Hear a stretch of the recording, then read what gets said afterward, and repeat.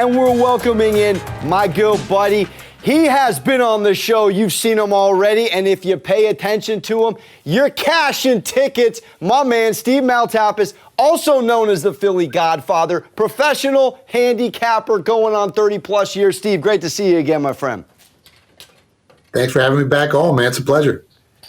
All right. We're all about getting better on the show for casual bettors out there or just looking to maybe even be like you one day.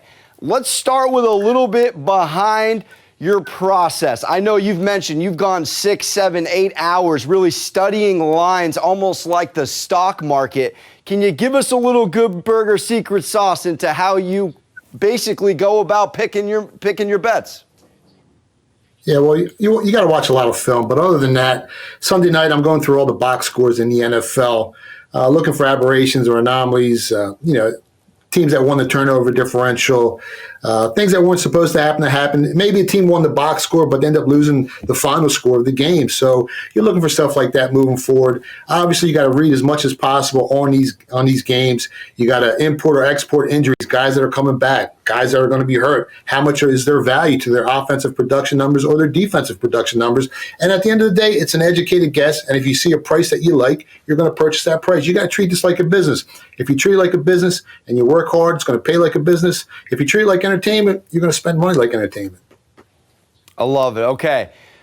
On that note, how often are you paying attention to where the public is? As we know, Vegas was not built off winners, but you are someone that obviously has your own sources. We don't want to speak too much on it here, but when you're going about your process, how much are you taking a look at where the public money is versus your own guys?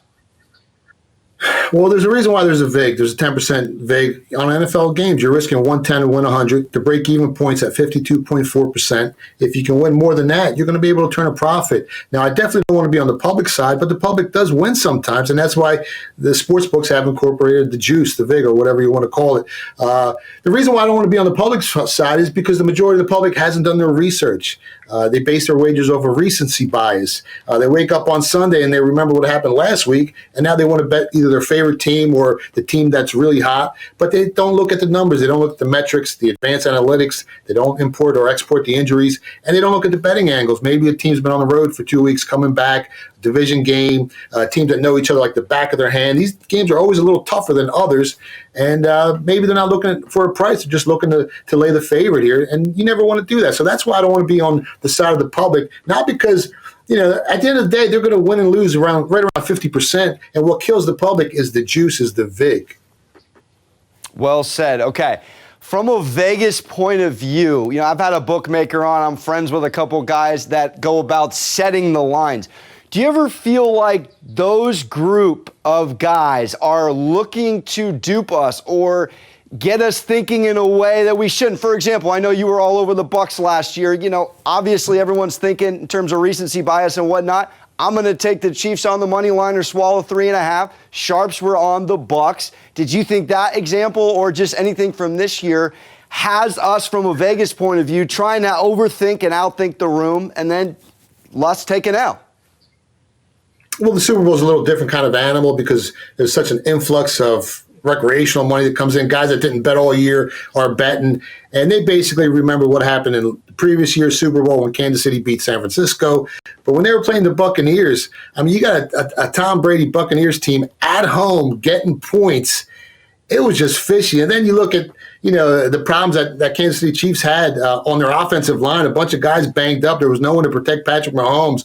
There was no way I was going to bet Kansas City in last year's Super Bowl. I actually double dipped and bet the Buccaneers again. So, if you're a public bettor, you definitely got to do your homework, man. So do you think that Vegas, like for example, let's talk even from a line movement point of view, do you think that there is a world where they try to trap you early in the week and then the line moves and then they almost sometimes, whether it's sharps like you or waiting to see where the big money is in terms of public, is there traps in that regard?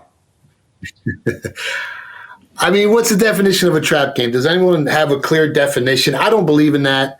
An odds maker, he's going to put the number out, whatever the number is, based on power rankings, based on the metrics. The genius in this business isn't knowing what the number is going to be. It's knowing where that number is headed. Whether that's due to injuries, whether it's due to gambling angles, weather, or when it pertains to totals. And that's the genius in this industry is where is that number going to close at? If you beat the number, if you beat the market, it's like buying Apple at $7 a share and it goes to 10. So if I lay 6.5 or 7 on the Eagles and the game closes 10, well, more times than that, I'm going to be on the right side. So you want to get the best of the number.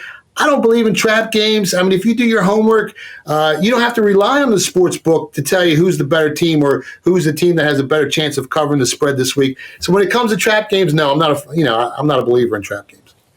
I like it. Well said. I just got better listening to that. Okay, I've seen you mention 2%, 3% movement, whether it's line movement or positions. You call them positions. Can you take us a little bit into that process without giving away too much of, where your genius lies on firing?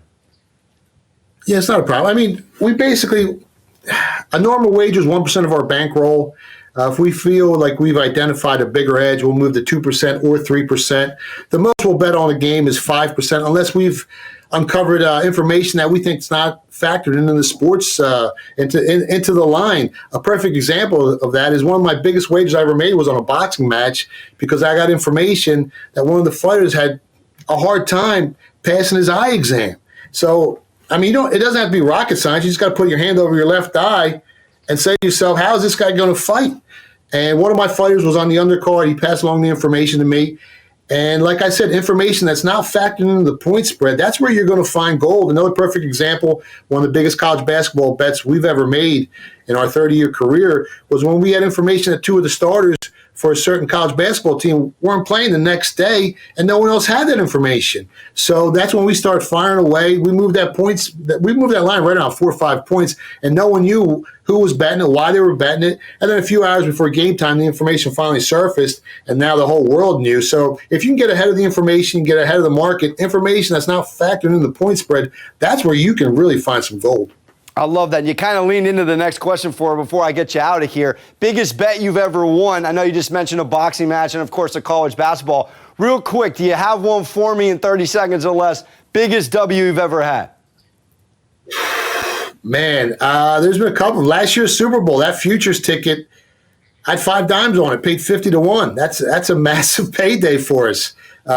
Phoenix Suns, we had them at 20 to 1 last year to win the Pacific, 22 to 1 to win the West. We had them at 49 to 1 to win the NBA championship. So we had a huge hedging opportunity in last year's NBA championship. This year in the World Series, we had big money on the Houston Astros. And again, we ended up with free money because we ended up hedging on the Braves. I don't know if you guys can see that for big paper. So they're just a couple of the wagers we've made over the years that had a massive return on our investment.